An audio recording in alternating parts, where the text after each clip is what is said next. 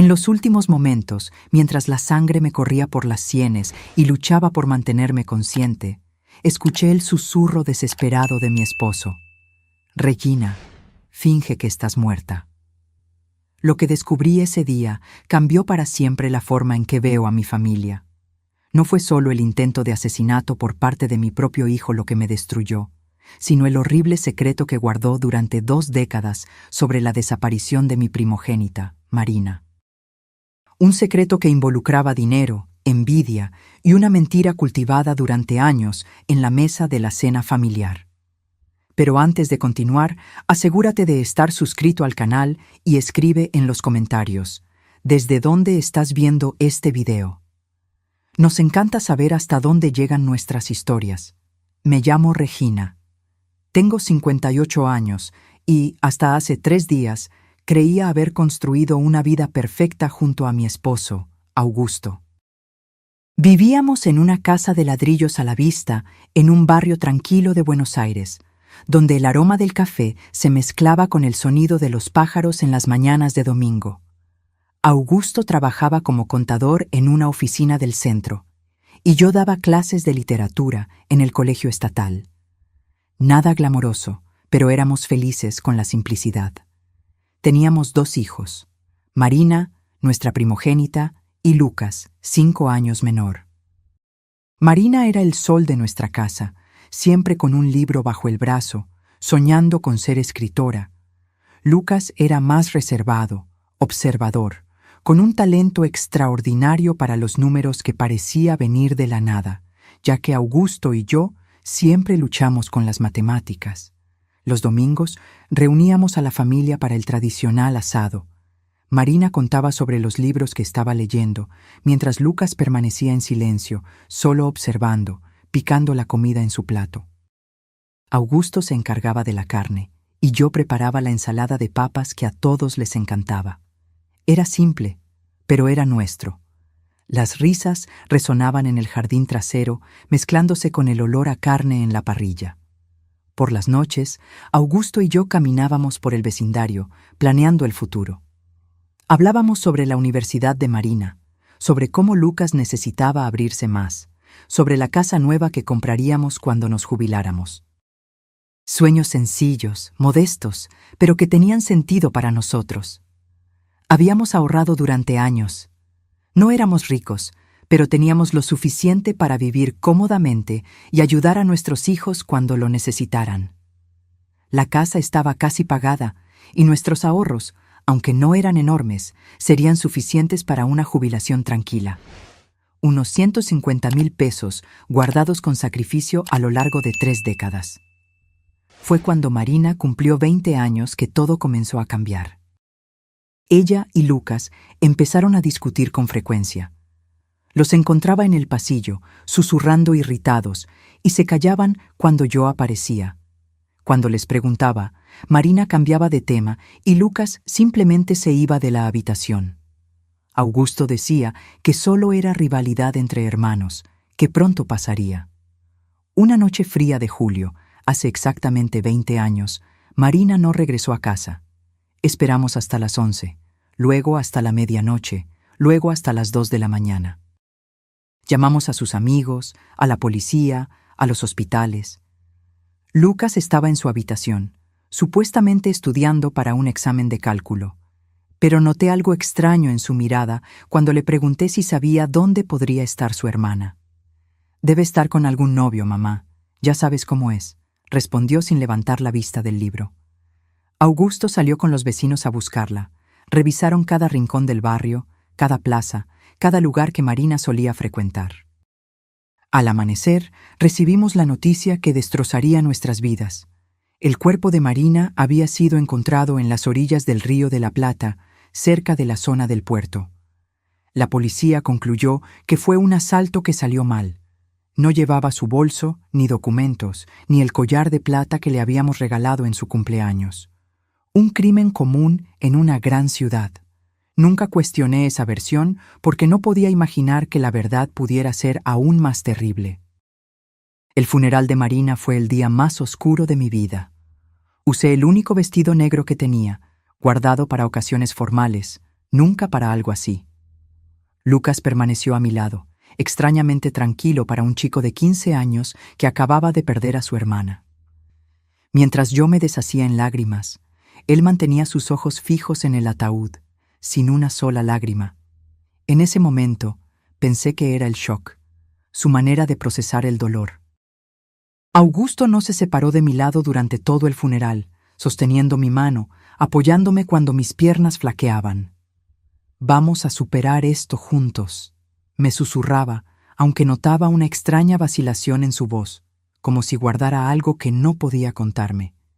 Después de la muerte de Marina, Lucas cambió por completo. Se volvió más atento, más presente en casa. Comenzó a ayudarme en la cocina, a acompañar a su padre en las tareas de mantenimiento de la casa, a traerme pequeños regalos cuando me veía demasiado triste. Pensé que era su forma de lidiar con el luto, de llenar el vacío dejado por su hermana. Qué ingenua fui. Lo que en realidad estaba haciendo era construyendo una fachada perfecta para esconder el monstruo que crecía dentro de él. Los años pasaron, y el dolor por la pérdida de Marina nunca nos abandonó por completo, pero aprendimos a vivir con él. Lucas se graduó en economía, con honores. Consiguió un trabajo en un banco de inversión y parecía irle muy bien. Conoció a Vanessa, una chica encantadora de la Facultad de Marketing, y pronto se casaron. Tuvieron 2 hijos, Mateo y Clara, y por primera vez desde la muerte de Marina, sentí que la vida nos estaba dando una segunda oportunidad de felicidad. Vanessa me llamaba mamá y pasaba horas conmigo en la cocina aprendiendo recetas de la familia. Lucas abrió su propia consultora financiera y, aparentemente, estaba prosperando. Todo parecía perfecto de nuevo, pero ahora, postrada en esta cama de hospital con 3 costillas rotas y el sabor a sangre en la boca, entiendo que toda esa felicidad era una mentira cuidadosamente construida sobre el cadáver de mi hija. Los primeros indicios de que algo andaba mal comenzaron hace unos 8 meses, cuando Augusto y yo decidimos actualizar nuestro testamento. Ya habíamos pasado de los 55 años y necesitábamos organizar nuestros bienes. La casa, los ahorros, la pequeña finca que heredé de mis padres en las afueras. Fue Lucas quien sugirió que buscáramos un abogado. «Mamá, papá, ya no son tan jóvenes. Necesitamos asegurarnos de que todo esté en orden», dijo con esa sonrisa que ahora me parece tan calculadora. Vanessa estaba a su lado, sosteniendo mi mano con esos dedos delicados que, más tarde, ayudarían a empujarme a la muerte. Los amamos demasiado y queremos asegurarnos de que estén protegidos, agregó con su voz dulce. El abogado, el doctor Fabricio, un hombre de mediana edad que conocíamos a través de amigos en común, nos explicó nuestras opciones. Podríamos crear un fideicomiso, dividir los bienes entre los nietos o hacer un testamento convencional.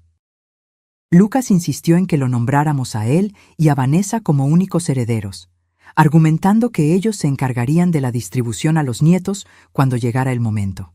Además, dijo, mirándome a los ojos con una intensidad que me incomodó, van a necesitar de nosotros cuando sean mayores. Es mejor que tengamos acceso a los recursos para cuidarlos adecuadamente. Algo en su tono me causó un malestar inexplicable, pero Augusto pareció convencido. Mi esposo, siempre tan práctico y confiado, aceptó la sugerencia sin mucha resistencia.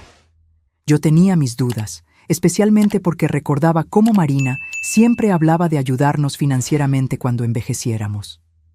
Marina tenía planes, sueños de cuidarnos, pero ya no estaba, y Lucas era nuestro único hijo vivo. Firmamos los documentos una tarde de miércoles. Recuerdo que Vanessa llevaba un vestido de flores y me dio un abrazo prolongado después de la ceremonia. Ahora somos oficialmente una familia para siempre, me susurró al oído. Un escalofrío me recorrió la espalda, aunque no entendía por qué en ese momento. Esa noche, mientras preparaba una sopa de verduras para la cena, no pude librarme de la sensación de que había cometido un grave error. Se lo comenté a Augusto, que estaba distraído leyendo el periódico en la mesa de la cocina. ¿No te pareció Lucas un poco demasiado insistente con el testamento?, pregunté, revolviendo el caldo humeante. «Solo está siendo práctico, Regina. Sabe de finanzas. Es su trabajo», respondió Augusto sin levantar la vista del periódico. Pero noté una tensión en sus hombros, algo que no concordaba con sus palabras despreocupadas. Las semanas siguientes fueron extrañas. Lucas y Vanessa comenzaron a visitarnos con más frecuencia. No solo para los almuerzos de domingo, sino en días aleatorios de la semana, siempre con sugerencias sobre cómo deberíamos administrar nuestro dinero, qué inversiones hacer, qué seguros de vida contratar. «Mamá, deberían vender esta casa», comentó Vanessa mientras examinaba nuestra sala de estar como si estuviera tasando una propiedad en venta. «Es demasiado grande para ustedes dos. Podríamos encontrarles un apartamento cómodo, más cerca de nuestra casa». Pero yo amaba nuestra casa. Cada rincón guardaba un recuerdo. La marca en la pared de la cocina donde medíamos la altura de Marina y Lucas cuando eran niños. El escalón que crujía en la escalera y que anunciaba cuando alguien bajaba por la noche. El rincón de lectura en el porche donde Marina pasaba horas devorando libros. No podía imaginar vivir en ningún otro lugar.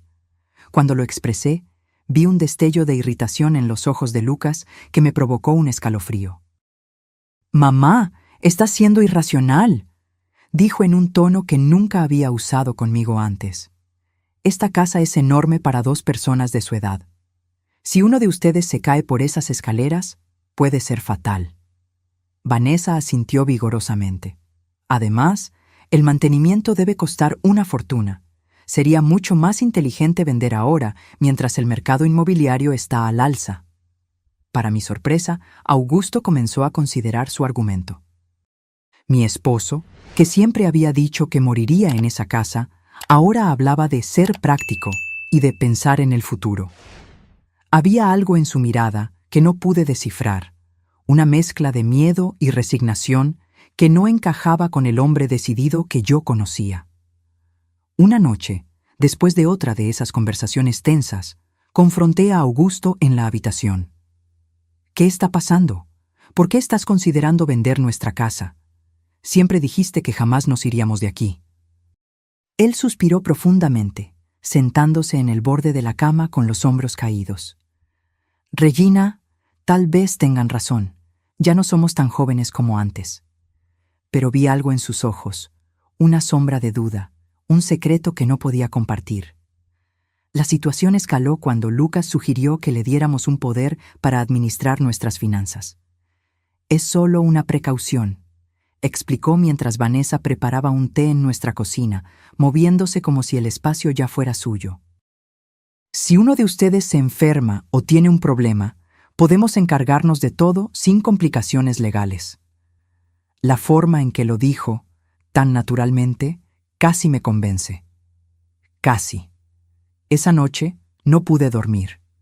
Me quedé mirando el techo, escuchando la respiración de Augusto a mi lado, tratando de entender por qué me sentía tan incómoda con la preocupación aparentemente legítima de mi hijo.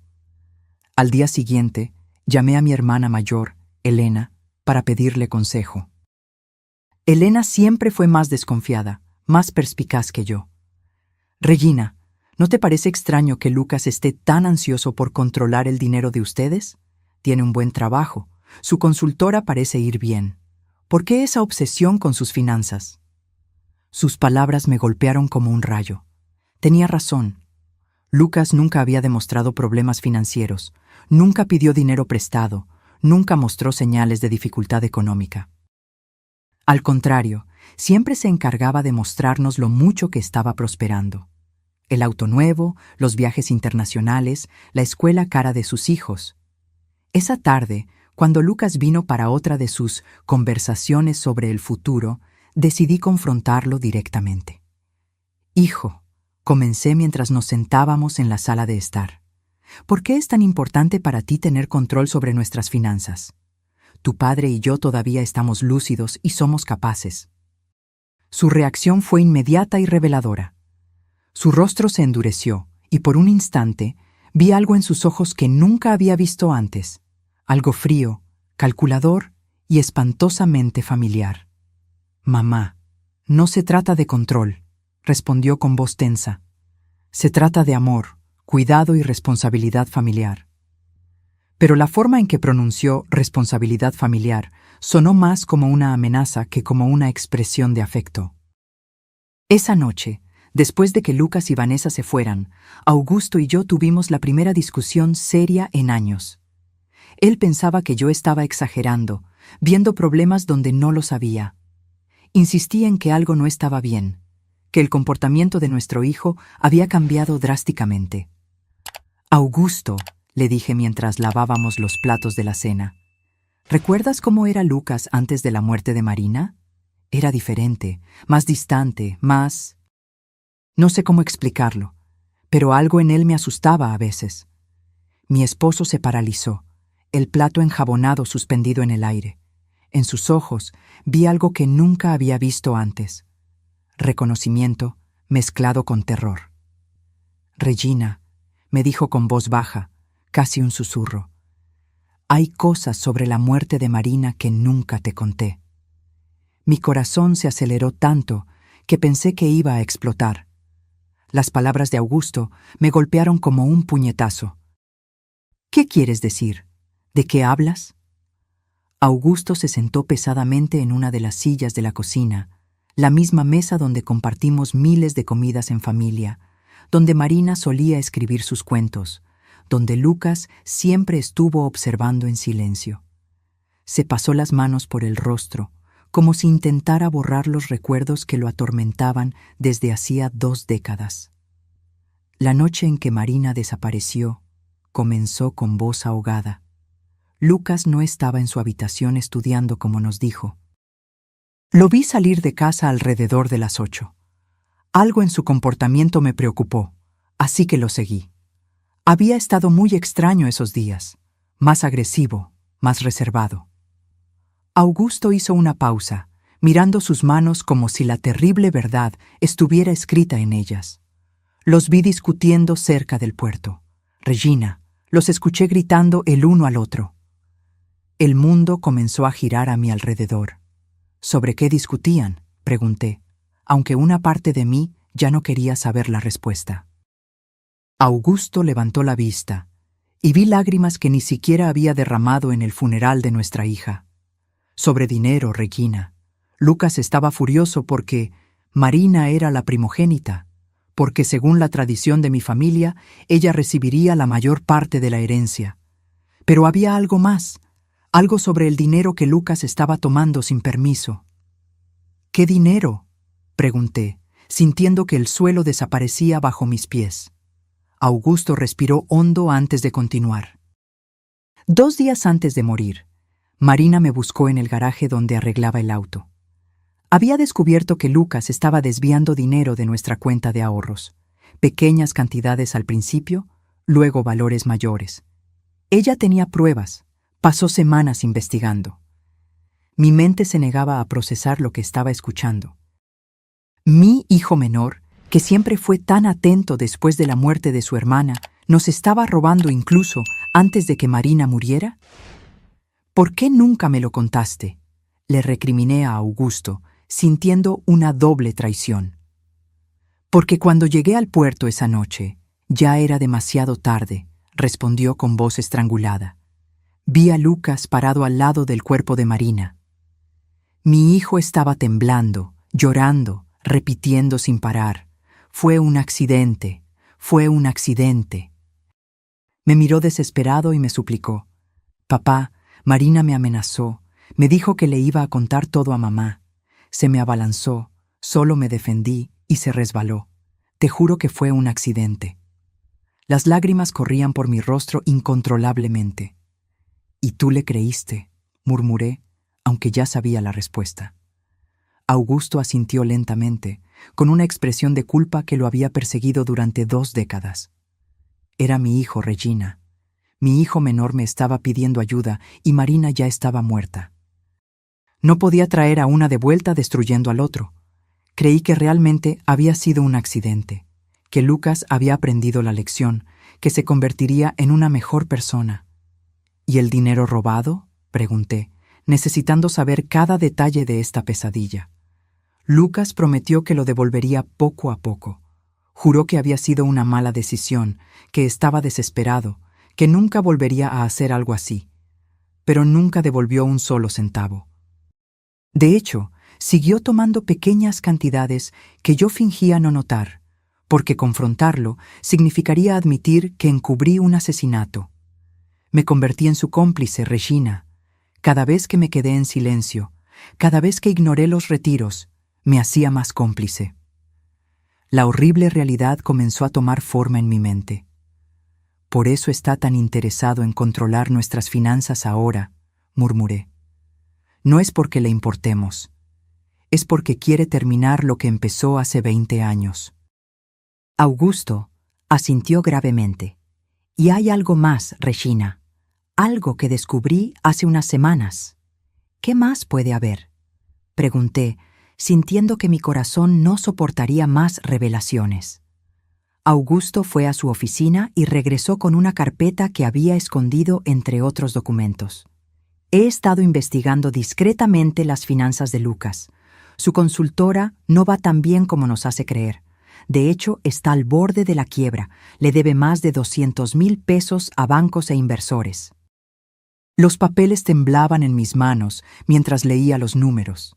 Lucas no era el hombre exitoso que fingía ser. Era un fracaso desesperado que había vivido de mentiras y dinero robado durante décadas. ¿Vanessa sabe todo esto?, pregunté, recordando su dulce sonrisa y sus cariñosos abrazos. Estoy seguro de que sí, respondió Augusto. Noté cómo dirige las conversaciones cuando hablan de nuestro dinero, cómo hace preguntas específicas sobre nuestros ahorros, el valor de la casa, nuestros seguros. No son preguntas inocentes, Regina. Son preguntas de alguien que está calculando exactamente cuánto vale nuestra muerte. Esa frase me heló hasta los huesos. Nuestra muerte, repetí en un susurro. Fue la primera vez que consideré que Lucas podría querer hacernos daño físico. Hasta ese momento pensé que solo quería robarnos o engañarnos. Pero si había matado a su propia hermana por dinero, ¿qué le impediría matar a sus padres por la misma razón? Augusto, dije, agarrando sus manos, tenemos que ir a la policía. Tenemos que contarles la verdad sobre Marina y sobre lo que está pasando ahora. Pero mi esposo sacudió la cabeza con una mirada de desesperación que me partió el corazón. ¿Con qué pruebas, Regina? Soy cómplice del encubrimiento del asesinato de nuestra hija. Si hablo ahora, también voy a la cárcel. Hizo una pausa, el peso de 2 décadas de silencio evidente en su rostro envejecido. ¿Y quién le creería a un anciano de 62 años que guardó este secreto durante 20 años? Tenía razón. ¿Vamos a esperar a que nos mate como mató a Marina?, pregunté, con la voz temblorosa por el miedo y la rabia. Vamos a ser cautelosos, dijo Augusto, tratando de sonar más confiado de lo que realmente estaba. Vamos a encontrar una manera de protegernos, de reunir pruebas para... Sus palabras fueron interrumpidas por el timbre del teléfono. Era Lucas. «Hola, mamá», dijo con esa voz dulce que ahora sonaba siniestra en mis oídos. Vanessa y yo estábamos pensando, y creemos que sería increíble celebrar su aniversario de bodas con algo especial. ¿Qué tal si los llevamos a aquella sierra en San Carlos de Bariloche de la que siempre hablan? Podríamos hacer una caminata en familia, tomar fotos y pasar un día perfecto juntos. Mi sangre se congeló. Miré a Augusto, que había escuchado la conversación en altavoz y tenía la misma expresión de terror. «Es una idea muy amable, hijo», logré responder con voz temblorosa. «Pero déjanos pensarlo y te devolvemos la llamada mañana». Después de colgar, Augusto y yo nos miramos en silencio, sabiendo que acabábamos de recibir una invitación a nuestra propia ejecución. «La sierra», murmuré. «Nos va a llevar a la sierra para matarnos y hacer que parezca un accidente, igual que hizo con Marina en el puerto». Augusto asintió gravemente. Esa noche no dormimos ni un minuto, aferrados el uno al otro en la cama, planeando cómo podríamos salvarnos de nuestro propio hijo. Los días siguientes fueron una pesadilla de terror y fingimiento. Augusto y yo teníamos que actuar con normalidad cuando Lucas y Vanessa nos visitaban, sonriendo cuando hablaban del paseo por la sierra, asintiendo cuando nos contaban emocionados sobre pasar tiempo en familia. Pero por dentro, cada fibra de mi ser gritaba de miedo. Sabía que estaba mirando a los ojos del asesino de mi hija y ahora él estaba planeando hacernos lo mismo a mi esposo y a mí. Vanessa apareció el viernes por la tarde con una bolsa de compras y esa sonrisa radiante que ahora parecía la máscara de un demonio. «Regina, querida», me dijo, abrazándome con esos brazos que en breve me empujarían a la muerte. Compré algunas provisiones para nuestra aventura en la sierra, sándwiches, agua, frutas, todo lo que necesitamos para el picnic. Me mostró el contenido de la bolsa como una niña entusiasmada, pero yo solo podía pensar en cómo cada uno de esos artículos se usaría para encubrir nuestro asesinato. También traje mi cámara nueva, agregó, sacando una costosa cámara digital de su bolso. Quiero capturar cada momento de este día especial. Serán fotos que atesoraremos para siempre. La ironía de sus palabras me dio náuseas. La única foto que tomaría sería la de nuestros cuerpos destrozados en el fondo de algún precipicio. Lucas llegó poco después cargando una mochila de senderismo de aspecto nuevo. «Papá», le dijo a Augusto con entusiasmo forzado, «compré todo el equipo necesario para una caminata segura. Cuerdas, linternas, botiquín de primeros auxilios». Cada palabra sonaba como una burla cruel. Equipo de seguridad para planear nuestros asesinatos. La perversidad de la situación me mareó. «¿No es un poco peligroso para personas de nuestra edad?», pregunté, tratando de sonar casual mientras buscaba cualquier excusa para cancelar el viaje. Vanessa me acarició el rostro con esa falsa ternura que me revolvía el estómago. «Por eso elegimos un sendero muy tranquilo y seguro», me aseguró. «Es una caminata que hasta los niños pueden hacer.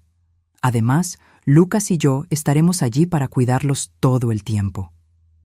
Sí, ellos estarían allí para cuidarnos hasta el momento exacto en que decidieran empujarnos por un acantilado. Esa noche, cuando finalmente se fueron, Augusto y yo nos sentamos en la sala, temblando no solo por el frío, sino por el terror absoluto que habíamos contenido durante horas.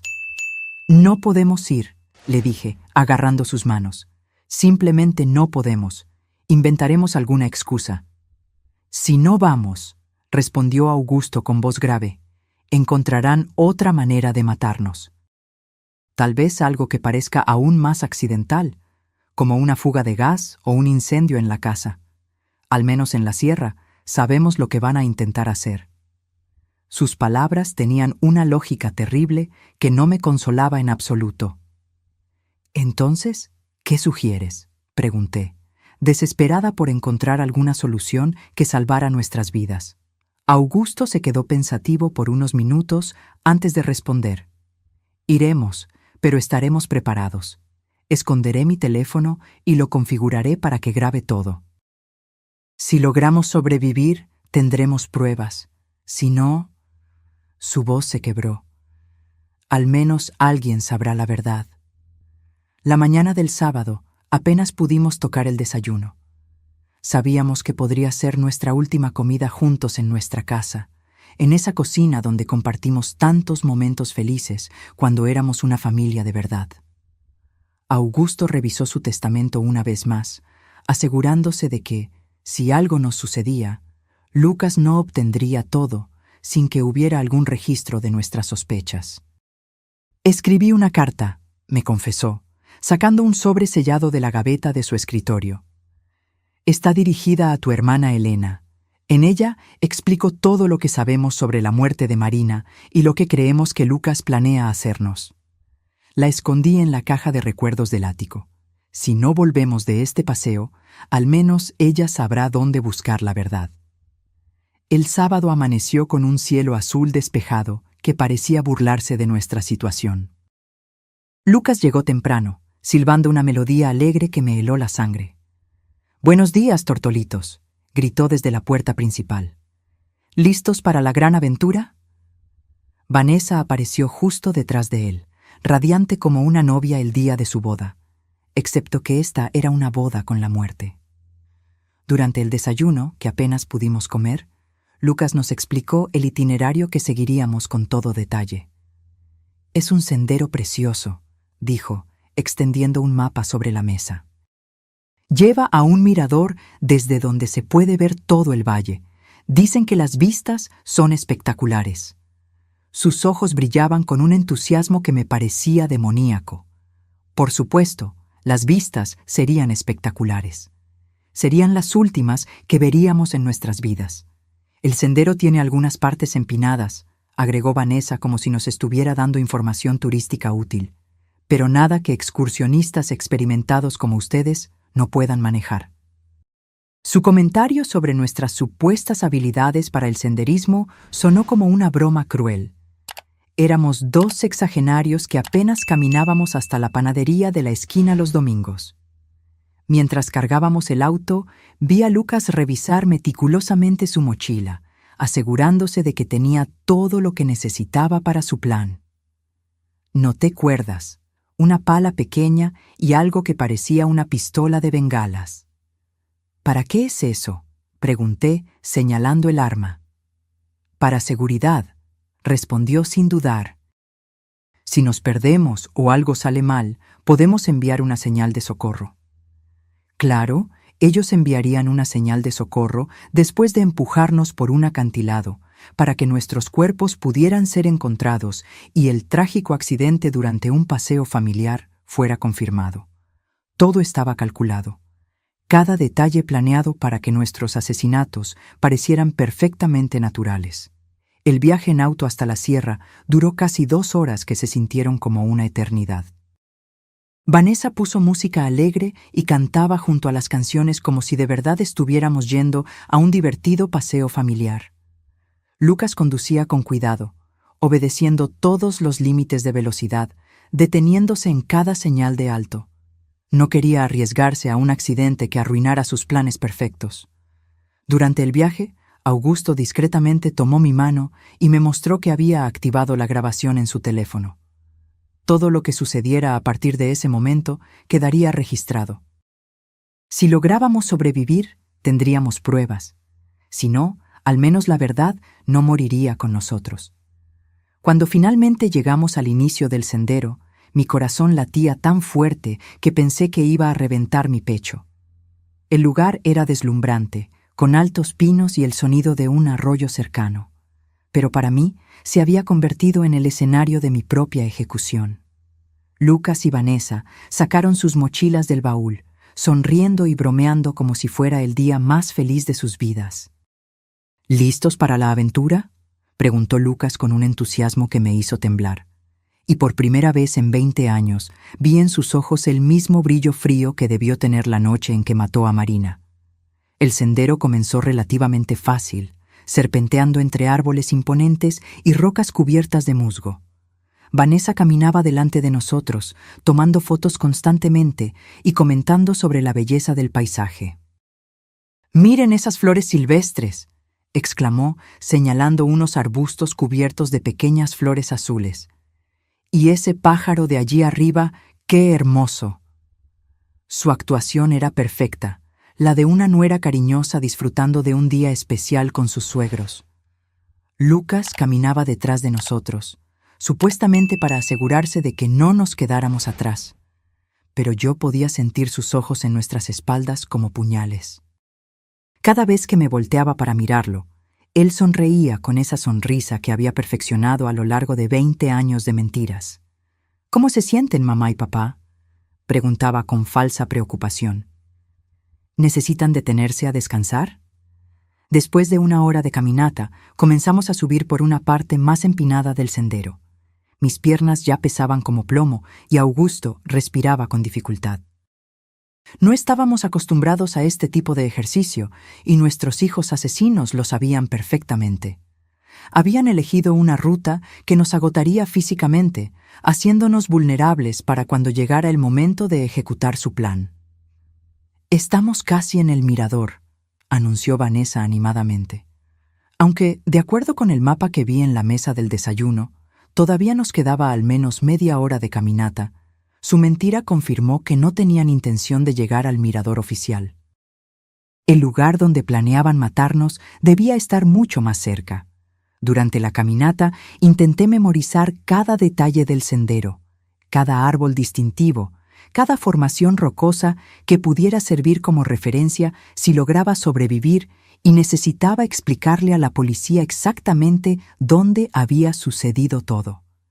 Augusto hacía lo mismo, y ocasionalmente intercambiábamos miradas cargadas de terror y determinación. Sabíamos que estábamos caminando hacia nuestra muerte, pero también sabíamos que era nuestra única oportunidad de conseguir pruebas contra nuestros asesinos. ¡Oh, miren eso!, exclamó de repente Vanessa, señalando una formación rocosa que se elevaba a nuestra derecha. Ese acantilado tiene una vista increíble. ¿Por qué no subimos allí para tomar algunas fotos especiales? Mi sangre se congeló. Ahí estaba, el lugar que habían elegido para nuestro asesinato. El acantilado se elevaba unos 30 metros sobre el sendero principal, accesible por un camino secundario que parecía mucho más peligroso que el que habíamos seguido. Las piedras estaban sueltas, había menos árboles a los que agarrarse en caso de tropezar, y desde la cima se podía ver un precipicio que descendía hasta un valle rocoso y desolado. No sé si es una buena idea, dije, tratando de sonar casual. Ese sendero parece bastante empinado para gente de nuestra edad. Pero Lucas ya había comenzado a subir hacia el desvío, llevando su mochila llena de equipo de seguridad que yo sabía que no usaría para salvarnos. «Vamos, mamá», dijo con esa voz persuasiva que usaba de niño y con la que quería convencerme de algo. Solo tomará unos minutos. Además, Vanessa tiene razón. Las fotos desde allí serán espectaculares. La forma en que dijo espectaculares me hizo temblar. Serían espectaculares para cualquiera que las viera después, como prueba de nuestro accidente. Augusto me apretó la mano discretamente, recordándome que su teléfono estaba grabando todo. Teníamos que seguir adelante. Teníamos que llegar hasta el final para conseguir las pruebas necesarias.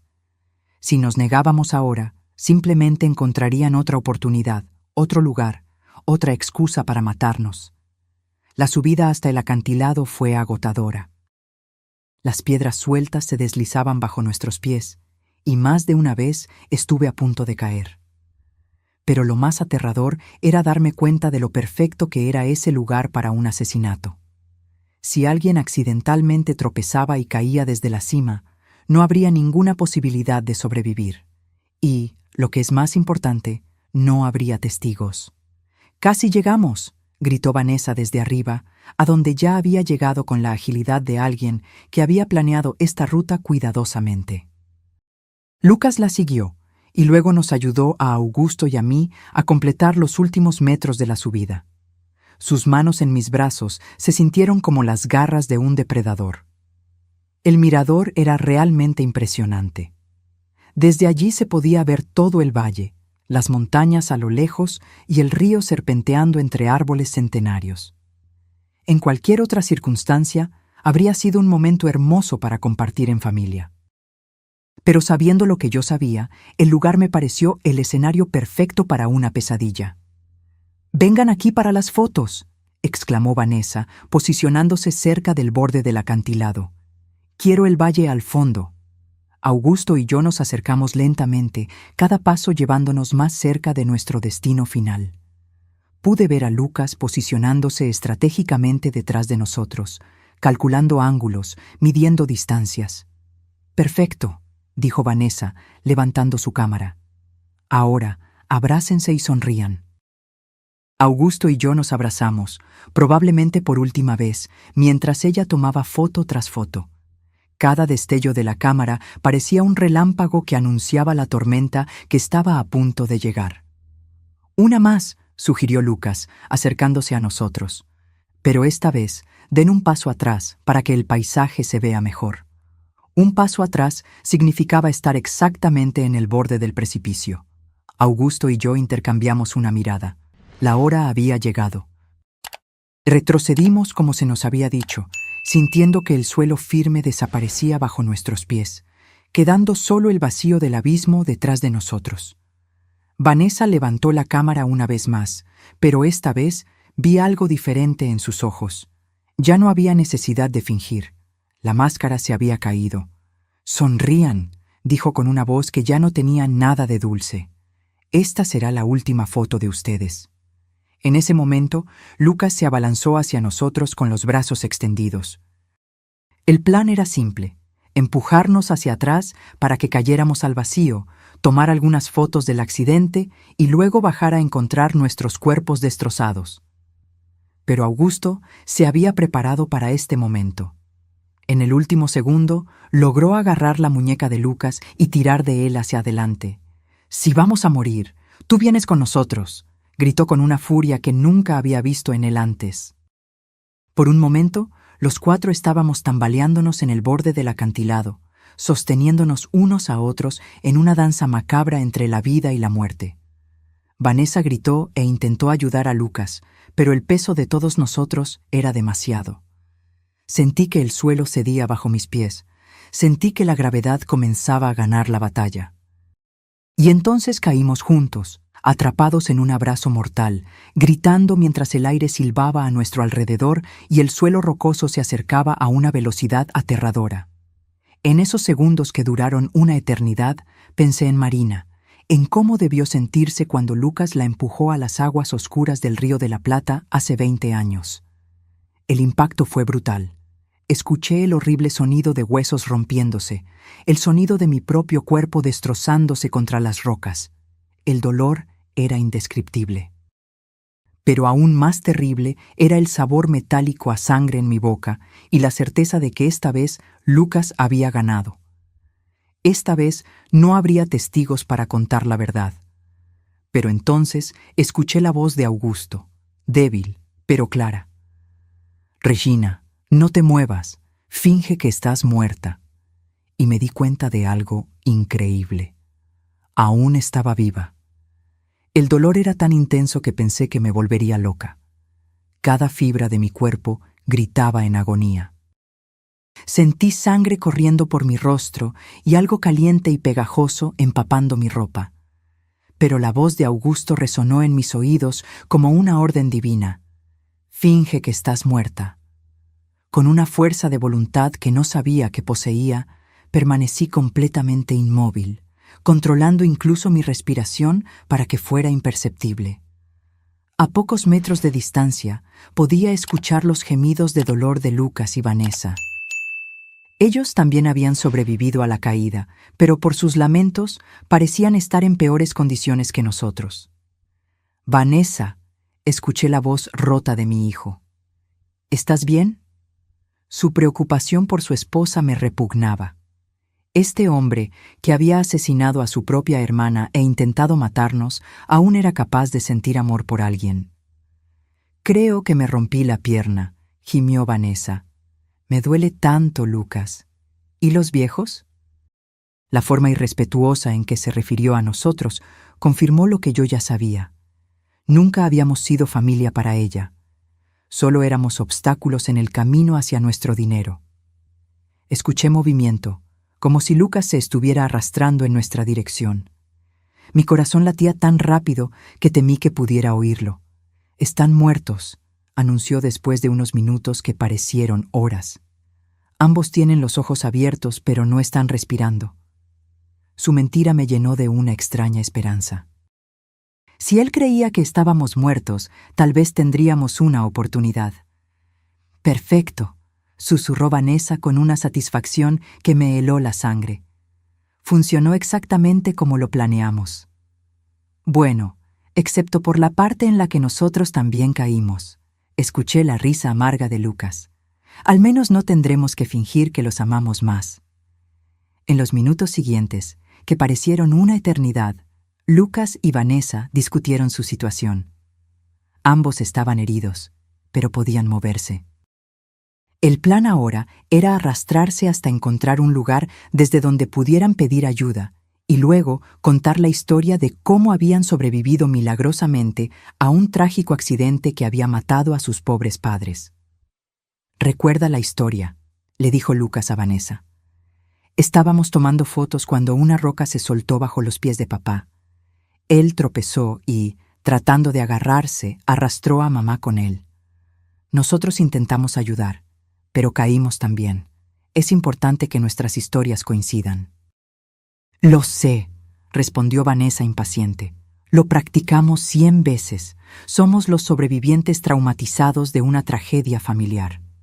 Pobres de nosotros, perdimos a nuestros queridos suegros en un horrible accidente.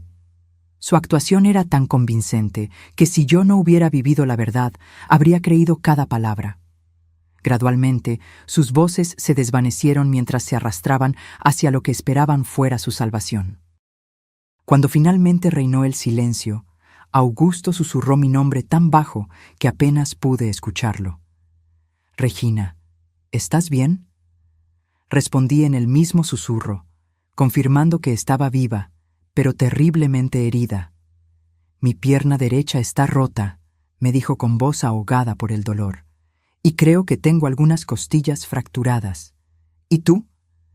Hice un inventario mental de mi cuerpo. Sentí un dolor agudo en el brazo derecho. Mi cabeza palpitaba como si alguien la estuviera martillando, y definitivamente algo andaba mal con mi hombro, pero estaba viva, y eso era más de lo que había esperado. «Estamos mal, pero vivos», susurré. «¿El teléfono sigue grabando?». «Sí», confirmó Augusto, «pero no hay señal aquí abajo». Esa fue la parte más aterradora de nuestra situación.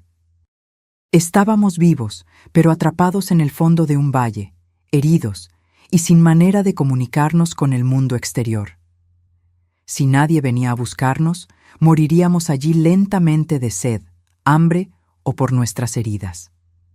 «Augusto», susurré, «antes de que sea demasiado tarde, necesito que me cuentes todo lo que realmente sucedió la noche en que Marina murió».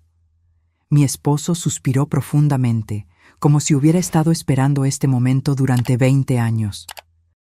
«Esa noche», comenzó con voz temblorosa, «Marina vino a buscarme al garaje. Estaba furiosa. Tenía papeles en las manos, extractos bancarios. Me mostró pruebas de que Lucas había estado robando dinero de nuestras cuentas durante meses. Pequeñas cantidades al principio, luego sumas mayores. Marina había notado discrepancias cuando nos ayudó a organizar los impuestos y empezó a investigar. El dolor físico se mezcló con el dolor emocional mientras escuchaba la verdad que había estado oculta durante décadas. Marina quería confrontar a Lucas esa misma noche, continuó Augusto. Intenté calmarla, convencerla de esperar hasta el día siguiente, pero estaba decidida. Dijo que no podía dormir sabiendo que su hermano menor nos estaba robando. «¿Y tú la seguiste?», pregunté, aunque ya sabía la respuesta. La seguí porque tenía miedo de lo que pudiera pasar. Conocía el temperamento de Marina cuando se enojaba y también había notado algo inquietante en Lucas últimamente, una frialdad que me daba escalofríos. «Cuando llegué al puerto», continuó Augusto, «los encontré gritándose el uno al otro. Marina tenía los papeles en la mano, agitándolos en la cara de Lucas. «Eres un ladrón», le gritaba. «Estás robando a nuestros propios padres». Lucas lo negaba todo. Decía que Marina estaba loca, que estaba inventando cosas. Mi corazón se aceleró mientras me imaginaba la escena. Mis 2 hijos enfrentándose en la oscuridad, uno acusando al otro de traición. «¿Qué pasó después?», pregunté, aunque ya temía la respuesta. Augusto hizo una larga pausa antes de continuar. Marina le dijo que si no devolvía el dinero y nos confesaba todo, ella misma nos contaría la verdad. Lucas se puso furioso. Le gritó que Marina siempre había sido la favorita, que ella siempre lo había tenido todo fácil, que era hora de que las cosas cambiaran. La voz de Augusto se quebró. Lucas empujó a Marina. No fue un accidente, la empujó con todas sus fuerzas, deliberadamente. Vi a Marina tratando de mantener el equilibrio. Vi sus brazos agitándose desesperadamente, buscando algo a lo que agarrarse. Pero era demasiado tarde. Cayó a las aguas oscuras del Río de la Plata. Las lágrimas corrían por mi rostro, mezclándose con la sangre de mis heridas. «¿Por qué nunca me contaste la verdad?», pregunté, sintiendo el peso de 20 años de mentiras. Augusto suspiró profundamente. Porque cuando llegué a donde estaba Lucas, él lloraba, temblaba, me decía una y otra vez que había sido un accidente, que no había tenido la intención de lastimarla. Me suplicó que no te dijera nada, que no podía perderte a ti también. Pero sabías que era mentira, murmuré con el corazón roto. Sí, pero era mi hijo, Regina, mi único hijo sobreviviente. ¿Cómo podía entregarlo a la policía? ¿Cómo podía destruir lo que quedaba de nuestra familia? Su justificación me hirió tanto como mis lesiones físicas. ¿Y el dinero robado? Lucas prometió que lo devolvería poco a poco. Juró que había sido una mala decisión, que estaba desesperado, que nunca volvería a suceder. Pero nunca devolvió un solo centavo. De hecho, siguió robando, y yo me quedé callado, porque cada día que pasaba me hacía más cómplice de su crimen. Justo en ese momento, escuchamos voces a lo lejos. Lucas y Vanessa habían logrado encontrar ayuda. Pronto, los equipos de rescate estarían allí, y nuestros hijos asesinos interpretarían el papel de sus vidas. Los sobrevivientes traumatizados de una tragedia familiar. Las voces se hicieron cada vez más cercanas, acompañadas por el sonido de helicópteros sobrevolando la zona. El equipo de rescate había llegado, y con ellos llegó el momento más crucial de nuestras vidas. Augusto y yo teníamos que tomar una decisión en cuestión de minutos. Debíamos seguir fingiendo que estábamos muertos hasta encontrar la oportunidad perfecta para revelar la verdad, ¿o arriesgarnos a ser rescatados junto con nuestros asesinos? «Regina», susurró Augusto con urgencia. El teléfono grabó todo lo que pasó allí arriba. Tenemos la confesión de Vanessa sobre el plan. Tenemos a Lucas admitiendo que somos obstáculos. Tenemos todo. Pero si nos encuentran vivos ahora, pueden destruir las pruebas antes de que logremos entregarlas a las autoridades. Tenía razón.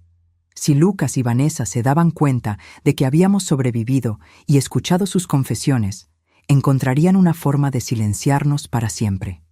Esta vez no sería un accidente. Sería algo mucho más directo y definitivo.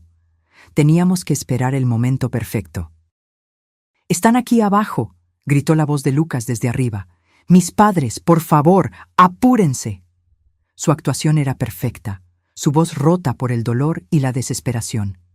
Si yo no conociera la verdad, habría creído que era un hijo devastado por la pérdida de sus padres. «Señor, mantenga la calma», respondió una voz autoritaria, probablemente del jefe del equipo de rescate. «Bajaremos para evaluarlos. ¿Usted y su esposa pueden moverse?» Escuché el sonido de cuerdas y equipo siendo preparado para el descenso. Vanessa había perfeccionado su papel como la nuera afligida. «No puedo creer que esto haya pasado», sollozó. «Estábamos tomando fotos, tan felices.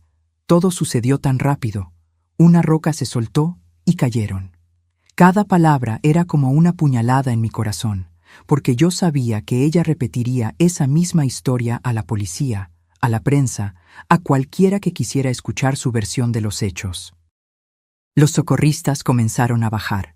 Podía escuchar sus voces acercándose, el sonido de sus botas contra la roca, el tintineo de su equipo. Augusto me apretó la mano discretamente, recordándome que teníamos que mantener la farsa, pasara lo que pasara. «¡Están aquí!», gritó uno de los socorristas al encontrarnos. «Tenemos a 2 personas en el fondo del valle». Se acercó a nosotros y comenzó a examinarnos. Mantuve mis ojos cerrados y mi respiración tan superficial que era casi imperceptible. Sentí sus manos buscando un pulso en mi cuello, su oído cerca de mi boca, tratando de detectar la respiración. «Este todavía tiene un pulso débil», anunció, refiriéndose a Augusto. «¿La mujer? No estoy seguro. Necesito al equipo médico aquí abajo de inmediato». Mi corazón se disparó. El plan estaba funcionando. Ellos creerían que Augusto estaba al borde de la muerte, pero aún vivo, mientras yo estaría lo suficientemente cerca de la muerte para no ser una amenaza inmediata. En los siguientes minutos, que se sintieron como horas, los paramédicos trabajaron en nosotros. Sentí cuando me pusieron una máscara de oxígeno, revisaron mis heridas y me aseguraron a una camilla.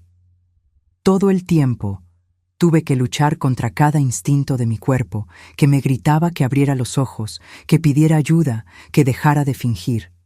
La mujer está en estado muy grave, escuché a uno de los paramédicos informar por radio, pulso casi imperceptible. Necesitamos transportarlos al hospital de inmediato. Perfecto. Nos llevarían al hospital, donde tendríamos la oportunidad de hablar con las autoridades sin que Lucas y Vanessa pudieran silenciarnos. Durante el ascenso en las camillas, pude escuchar los sollozos teatrales de Vanessa y las palabras de consuelo que los socorristas le ofrecían a ella y a Lucas. Fueron muy valientes al sobrevivir a esto, alguien les dijo. Es un milagro que estén relativamente bien. Si supieran que el verdadero milagro era que Augusto y yo estábamos vivos para contar la verdad. En el helicóptero médico, mientras volábamos hacia el hospital, pude sentir la presencia de Augusto en la camilla a mi lado. Los paramédicos estaban enfocados en mantenerlo estable, y por sus conversaciones entendí que estaba en estado crítico. Sus heridas eran más graves que las mías, y por un momento terrible, temí que pudiera morir antes de que tuviéramos la oportunidad de revelar la verdad. Señora, escuché a uno de los paramédicos decirme, si puede oírme, aguante. Estaremos en el hospital en pocos minutos. Su voz era gentil, llena de una compasión genuina que contrastaba dramáticamente con la falsedad que había escuchado de mi propia familia. Cuando llegamos al hospital, el caos fue inmediato. Médicos y enfermeras corrían de un lado a otro, gritando órdenes médicas que yo no entendía. Fui llevada directamente a una sala de emergencias donde comenzaron a trabajar en mis heridas. Tenía que seguir fingiendo que estaba inconsciente, pero también necesitaba encontrar una manera de comunicarme con alguien en quien pudiera confiar. Doctora, escuché a una enfermera decir, los signos vitales de ella son extraños. El pulso está más fuerte de lo que esperaríamos para alguien en su supuesta condición. Mi corazón se saltó un latido. Me habían descubierto. Era tan mala actriz que mi propio cuerpo me estaba traicionando. Murmuró la doctora. A veces sucede en casos de trauma extremo. El cuerpo tiene formas misteriosas de aferrarse a la vida. Vamos a monitorearla de cerca. La señora... Bueno, las próximas horas serán cruciales. Vanessa hizo un sonido que supuestamente era un sollozo de dolor, pero para mí sonó como un suspiro de alivio. ¿Podemos verlos?, preguntó Lucas. Solo por un momento. Necesitamos despedirnos por si acaso. La doctora accedió, y pronto escuché pasos acercándose a mi cama. Fue el momento más peligroso de todos. Tenía que convencer a mi hijo asesino de que realmente estaba muriendo. Sentí la presencia de Lucas junto a mi cama. Su mano tocó la mía, y fue todo lo que pude hacer para no apartarla. «Mamá», susurró, «si puedes oírme, quiero que sepas que te amo. Siento mucho que esto haya sucedido». Sus palabras eran miel envenenada, dulces en la superficie, pero mortales en su esencia. Vanessa se acercó desde el otro lado. «Regina, querida», murmuró, «has sido como una madre para mí. Nunca te olvidaremos». Mentira. La única razón por la que no me olvidarían era porque tendrían que vivir con el conocimiento de que me habían asesinado. Pero entonces, Lucas se inclinó más cerca de mi oído y susurró algo que me heló la sangre. «Espero que hayas aprendido la lección, mamá. Nunca debiste hacer tantas preguntas sobre nuestras finanzas. Algunas verdades es mejor dejarlas enterradas, igual que a Marina». En ese momento, supe que nuestro plan había funcionado. Lucas acababa de confesar, y aunque yo no tenía cómo grabarlo, había una enfermera en la habitación que había escuchado cada palabra. El susurro de Lucas resonó en mis oídos como una confesión directa de su culpa. Había mencionado a Marina. Había admitido que algunas verdades debían permanecer enterradas. Y, lo que es más importante, había reconocido que nuestras preguntas sobre las finanzas habían sido la razón de nuestro accidente. La enfermera que había escuchado el comentario, una joven llamada Carla, según su identificación, se había paralizado junto al monitor cardíaco. Vi a través de mis ojos semicerrados cómo sus ojos se abrían de par en par, sorprendidos y horrorizados. Había escuchado algo que no debía, y su expresión me dijo que entendía perfectamente las implicaciones de esas palabras. «¿Qué dijiste sobre Marina?», susurró Vanessa, obviamente sorprendida por la mención de la hermana muerta. Lucas se puso tenso, dándose cuenta de que había hablado de más. «Nada», murmuró. «Solo quise decir, bueno, mamá siempre se preguntó qué pasó de verdad esa noche». «Creo que ya no importa», dijo Vanessa, pero su voz traicionó su nerviosismo. Era lo suficientemente inteligente como para darse cuenta de que su esposo había cometido un error. «Lucas», susurró con urgencia, «vámonos. Los médicos necesitan espacio para trabajar». Pude sentir la tensión entre ellos, el entendimiento mutuo de que habían hablado demasiado en el lugar equivocado. Después de que se fueron, la enfermera Carla se acercó a mi cama. «Señora», susurró tan bajo que apenas pude escucharla. «Sé que puede oírme. Lo que acabo de escuchar no es normal. Si está en peligro, necesito que me lo diga de alguna manera». Su voz tenía una urgencia que me llenó de esperanza. Alguien más había comenzado a sospechar. Muy lentamente, casi imperceptiblemente, moví mi dedo índice. Fue el movimiento más pequeño posible, pero Carla lo notó de inmediato. «Dios mío», susurró, «está consciente». Moví mi dedo de nuevo, esta vez 2 veces. «Escuche», me dijo, inclinándose aún más cerca. «Voy a fingir que estoy revisando sus monitores. Si está en peligro por culpa de esas personas que acaban de estar aquí, mueva su dedo 3 veces». Sin dudar, moví mi dedo 3 veces. «¿Ellos le hicieron esto?». 3 movimientos más. La enfermera se alejó de mi cama y fingió revisar mi suero mientras procesaba lo que acababa de descubrir. Pude ver en su expresión que estaba luchando con la decisión de qué hacer. Finalmente se acercó de nuevo. «Voy a hablar con la médica responsable», susurró. «Pero necesito que siga fingiendo hasta que podamos protegerla. ¿Entendido?». Moví mi dedo una vez. Los siguientes minutos fueron agonizantes. Carla salió de la habitación y me quedé sola, esperando y rezando para que creyera mi historia y tomara las medidas correctas. Finalmente, escuché pasos que se acercaban. Eran Carla acompañada por una médica mayor y, sorprendentemente, 2 policías. «Señora», dijo la médica en voz baja. La enfermera Carla nos contó su situación. «Si puede oírnos, queremos que sepa que ahora está a salvo. Los oficiales están aquí para protegerla». Una ola de alivio tan intensa casi rompe mi farsa. «¿Puede abrir los ojos?», preguntó uno de los policías. Lentamente, muy lentamente, abrí mis ojos. La luz del hospital me cegó por un momento, pero gradualmente logré enfocarme en los rostros preocupados a mi alrededor. «Gracias a Dios», murmuró Carla. «Pensé que estaba imaginando cosas». «Señora», dijo el policía, un hombre de mediana edad con expresión seria, «soy el detective Marcio. Entendemos que puede estar en una situación muy peligrosa. ¿Puede decirnos qué fue lo que realmente sucedió en esa sierra?». Mi voz salió como un susurro ronco después de horas de fingir inconsciencia. Mi hijo y su esposa nos empujaron». Las siguientes horas fueron un torbellino de declaraciones, grabaciones y revelaciones.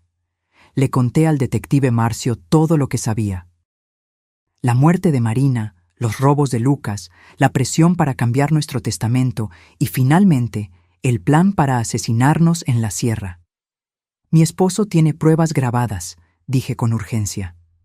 «Todo está en su teléfono. Las confesiones, los planes, todo». El detective fue de inmediato a la habitación donde Augusto estaba siendo atendido.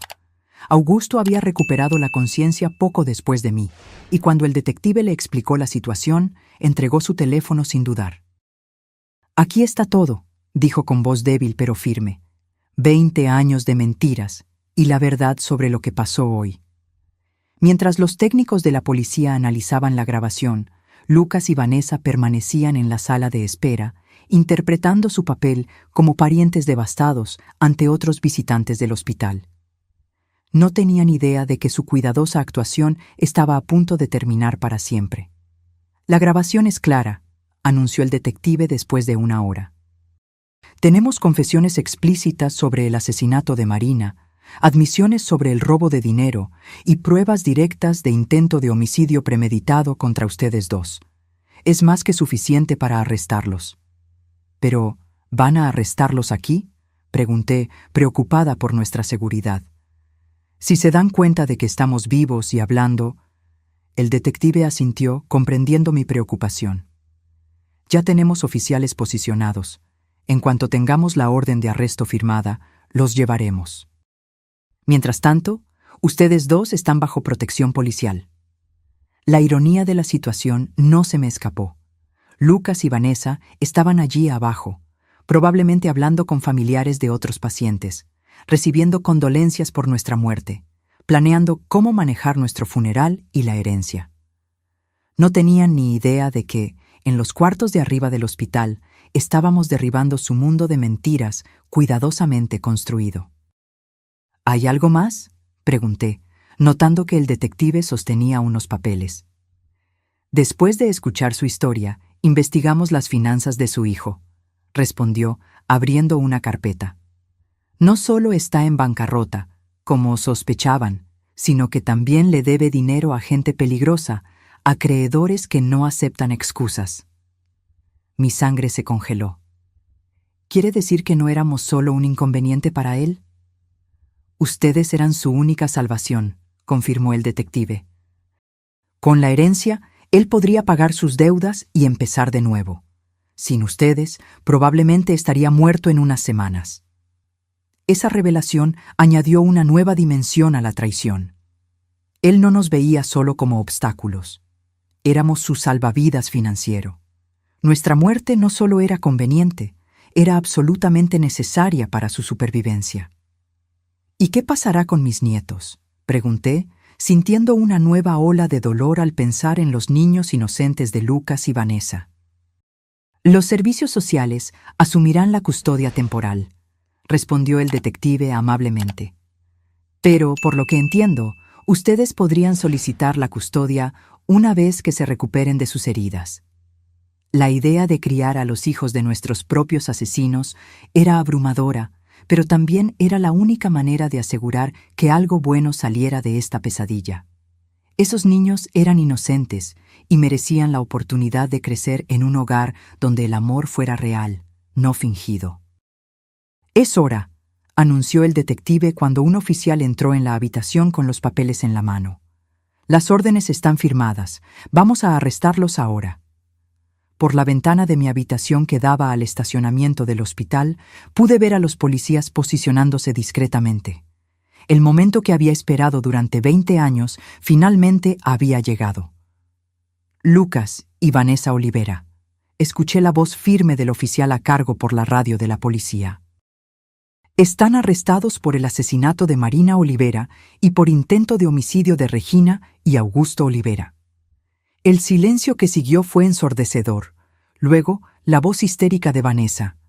«¿De qué están hablando? Nosotros somos las víctimas aquí. Nuestros padres murieron en un terrible accidente». «Señora», respondió el oficial con calma, «sus suegros están vivos y han proporcionado pruebas completas de sus crímenes». Hubo un momento de silencio absoluto, seguido de un grito desesperado de Lucas. «¡Eso es imposible! ¡Los vimos morir! ¡Estaban muertos!». Su confesión involuntaria fue capturada por las grabadoras de la policía, agregando otra pieza de evidencia al caso. Por la radio, escuché a Vanessa comenzar a culpar a Lucas. «Todo fue idea suya. Yo no quería hacer nada de esto. Él me obligó». Y Lucas, en su desesperación, gritó: «Tú fuiste quien sugirió el acantilado. Tú planeaste todo esto. En cuestión de minutos, la alianza que había durado años se desmoronó mientras cada uno intentaba salvar su propio pellejo. El detective Marcio regresó a mi habitación 1 hora después con una expresión de satisfacción mezclada con tristeza. Están arrestados y camino a la comisaría, me informó. Ambos se están culpando mutuamente, lo que solo fortalece nuestro caso. Pero hay algo más que necesito decirles.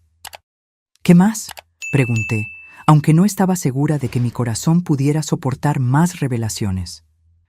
Durante el arresto, encontramos esto en la mochila de su hijo, dijo, mostrándome una pequeña grabadora digital. Aparentemente, había estado grabando sus conversaciones con usted y su esposo en las últimas semanas, probablemente buscando pruebas de que ustedes sospechaban algo. Mi sangre se congeló. ¿Qué significa eso? El detective suspiró. Significa que él sabía que ustedes estaban empezando a descubrir la verdad. El viaje a la sierra no fue una decisión espontánea. Fue una respuesta directa a sus sospechas. En una de las grabaciones se puede oír claramente a Vanessa diciendo: «Tenemos que actuar rápido antes de que vayan a la policía». La profundidad de la planificación y la frialdad del cálculo me dejaron sin aliento. No solo planearon matarnos. Habían estado monitoreando nuestras conversaciones, evaluando el nivel de peligro que representábamos para ellos. Éramos ratones en un laberinto, y ellos eran los científicos que observaban cada uno de nuestros movimientos. «Hay algo más», continuó el detective, «que encontramos en la investigación de sus finanzas. Su hijo no solo le debía dinero a acreedores peligrosos, sino que también había falsificado su firma en varios documentos, intentando acceder a sus cuentas bancarias. Si hubieran muerto en esa sierra, él habría tenido acceso inmediato a todos sus recursos». Cada nueva revelación era como otra puñalada.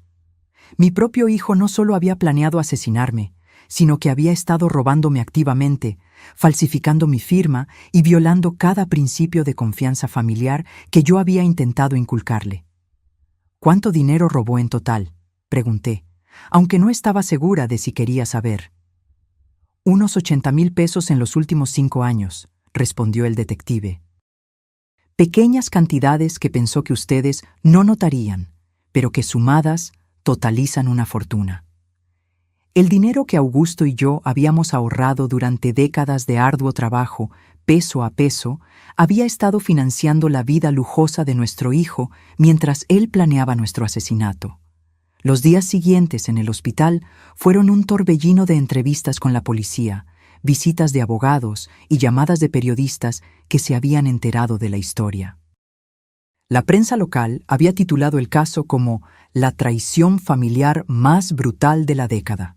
Reporteros de todo el país querían escuchar nuestra versión de los hechos. Mi hermana Elena llegó desde Córdoba llorando y abrazándome como si no me hubiera visto en décadas.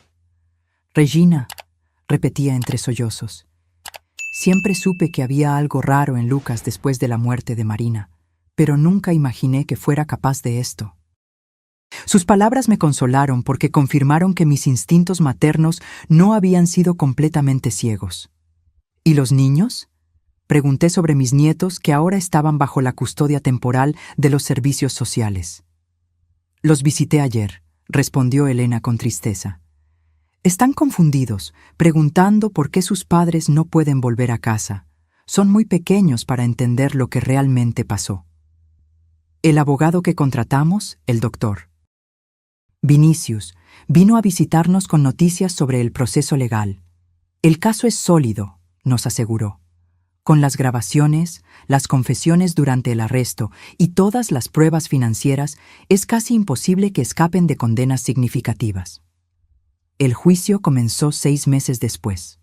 El día que tuve que testificar, miré a Lucas directamente a los ojos por primera vez desde el arresto. No vi remordimiento ni dolor. No vi al hijo que había criado. Vi a un extraño frío y calculador que se había disfrazado de mi hijo durante décadas. Cuando terminé mi testimonio, después de relatar cada detalle horrible de nuestra experiencia, me dirigí a él directamente desde el estrado de los testigos. «Lucas», No sé quién eres, pero ya no eres mi hijo.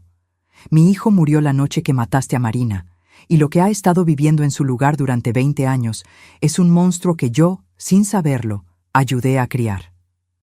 El jurado deliberó solo por 2 días antes de declarar a Lucas culpable de homicidio en primer grado por la muerte de Marina y de intento de homicidio agravado por lo que nos hizo a nosotros. Vanessa recibió la misma condena como cómplice. Ambos fueron sentenciados a 30 años de prisión. Ahora, 1 año después, Augusto y yo iniciamos el proceso para adoptar formalmente a nuestros nietos, Mateo y Clara. Son niños hermosos e inocentes que merecen la oportunidad de crecer conociendo lo que es el amor verdadero, no el amor manipulador y tóxico que recibieron de sus padres biológicos. Todas las noches, cuando acuesto a los niños, les cuento historias sobre su tía Marina, a quien nunca conocieron. Cómo amaba los libros, cómo soñaba con ser escritora, cómo su sonrisa iluminaba la casa. No les cuento cómo murió ni quién la mató. Esas son verdades para otro día, cuando sean mayores y puedan entender.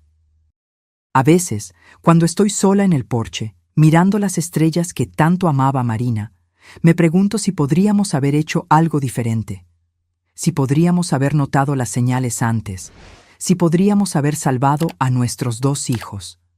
Pero luego recuerdo que, a pesar de todo, todavía tenemos la oportunidad de hacer algo bien. Mateo tiene el mismo amor por los libros que tenía Marina. Clara tiene la misma risa contagiosa. En ellos veo la oportunidad de construir una familia basada en la verdad, no en mentiras. Y tal vez, solo tal vez, eso sea suficiente para comenzar a curar heridas que pensé que nunca sanarían. Ahora, si te gustó esta historia, haz clic en el próximo video que aparece en pantalla, porque en él la historia de traición y giros que nunca antes habías visto.